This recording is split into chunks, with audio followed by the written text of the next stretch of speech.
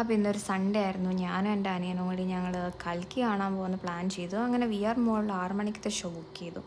So Sunday ആയതുകൊണ്ട് തന്നെ ഞങ്ങൾ ലേറ്റ് ആയിട്ടായിരിക്കും എണീക്കുന്നത്, കുക്കൊന്നും ചെയ്യില്ല. അപ്പോൾ നേരെ ഫുഡ് കോർട്ടിൽ പോയി അവിടെ നിന്നൊരു ജിഗർതണ്ട വാങ്ങി കഴിച്ചു. ആക്ച്വലി അത് നല്ലതായിരുന്നില്ല. പിന്നെ KFC ഒക്കെ ഓർഡർ ചെയ്തു.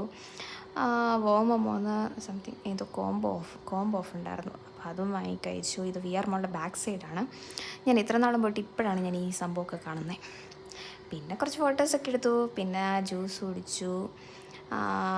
ആക്ച്വലി ഞാൻ ഇങ്ങനത്തെ സിനിമക്കൊന്നും പോകാറില്ല, ബിക്കോസ് എനിക്ക് അത്ര ഇഷ്ടമൊന്നുമല്ല ഇങ്ങനത്തെ സിനിമകളൊന്നും.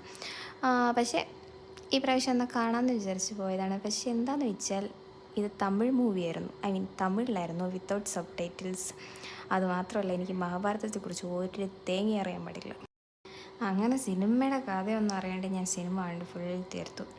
പിന്നെ പിറ്റേ ദിവസം ഓഫീസിൽ പോയപ്പോഴാണ് അവിടെ ഉള്ളവർ പറഞ്ഞാണ് കഥയൊക്കെ മനസ്സിലാക്കിയത്.